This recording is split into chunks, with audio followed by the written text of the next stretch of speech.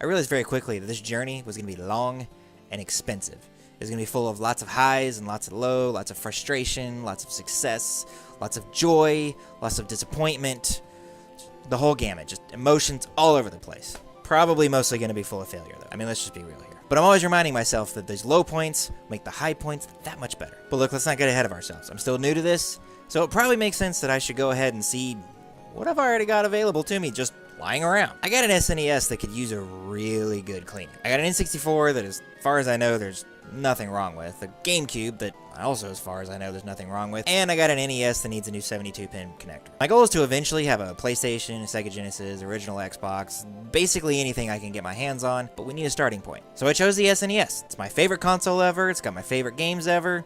I mean, the Switch is slowly working on becoming that. It's just, that console is just so good. But right now, Super Nintendo, reigning king. So I decided to do some research on getting the best picture that I can out of the Super Nintendo, and surprisingly, it's a very capable system. Natively, without having to do any modification to it whatsoever, it'll output an RGB signal. You just gotta have the right cables and the right equipment to get the most out of the system. Those standard RCA cables that came with the console, definitely not going to get you the best picture that you can. And if you're using that RF switch that came with it, forget that. I think it was like garbage. Try hooking that thing up to your TV, if your TV will even take it. It's like crap. A quick pause, if I'm using terminology like RGB that you just don't understand, pause this video, go over to My Life in Gaming's YouTube channel, and watch their RGB Masterclass Level 100 series. It's amazing. It'll teach you all the ins and outs of the terminology that we're going to be using along this video series, and if you want to be able to follow without having to stop too much and ask a lot of questions, that's where you need to start. Pause this video, go watch that, come back. I'll still be here waiting. Hopefully you won't forget about me while you're over there watching what those guys did. So it turns out my Vizio 1080p TV has the right inputs for this thing.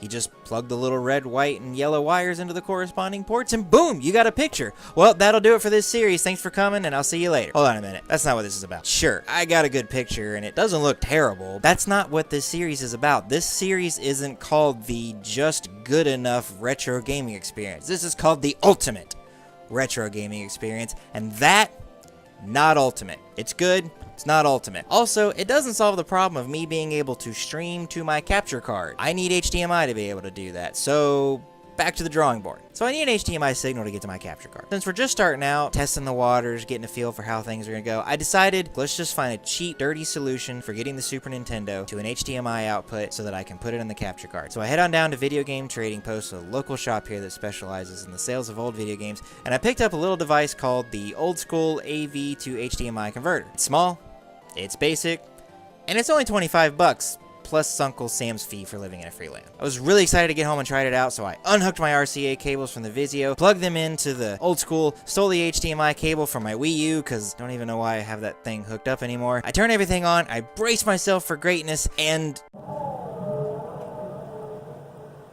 what is that? What is that horrible green bar just to the left of the center of the screen? You can imagine my disappointment when I turned it on and there that thing was. I was so excited. I got video, I got audio. I was like, man, I'm ready to go. And just that thing. Now, it's only there on black, and so when you're playing the game, you really don't see it, but I know it's there. And it's gonna bother me until I get rid of it. I figured to myself, Patty, you can't possibly be the first person in the history of ever to have come across this. Surely someone else on the internet has seen this thing and has a solution. And sure enough, I found a whole bunch of people all telling me the exact same thing. Just replace the power adapter. A bunch of the places that I saw telling me to replace the power adapter even had a suggestion for one. This thing, right here. It's made by Retroversal or something like that.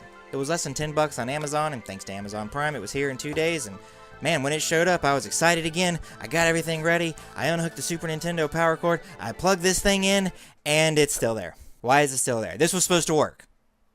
I mean, it looks a little bit different, so clearly something happened, but not the result that I was looking for. And that's kind of where I'm at right now. I processed a return for the AC adapter to Amazon, and they were like, look man, that thing was less than 10 bucks. Here's your money back. Don't bother sending it back to us. We really don't need it, so I got this cool little power adapter. And to be fair, it works, so if this is something that you need, it's on Amazon. I'll even have a link to it down in the description below. It does powers the Super Nintendo. If you've got that green bar, it may or may not take care of that. I mean, I don't think the people who said that it would take care of that were lying. I think it worked for them. It just, for some reason, didn't work for me. So I've got to find some other solutions. So I posted my failure to the Facebook page that I was telling you about back in the intro, which if you haven't watched the intro, why are you watching this video? Go watch the intro. It's linked right there. And the owners of Video Game Trading Post told me that just in case it's this HDMI adapter, I can bring this thing back, and we can even bring the Super Nintendo in, and we'll try a bunch of different adapters and see if we can find one that works. I'm going to be honest with you, I don't think it's this adapter. I think it's the Super Nintendo, so I don't think we're going to find anything, but they very graciously told me that if I wanted to, I could bring a camera and video the whole experience, and I can even show you around the store a little bit. That'll give them some exposure, and it'll give me some content for the YouTube channel, so win-win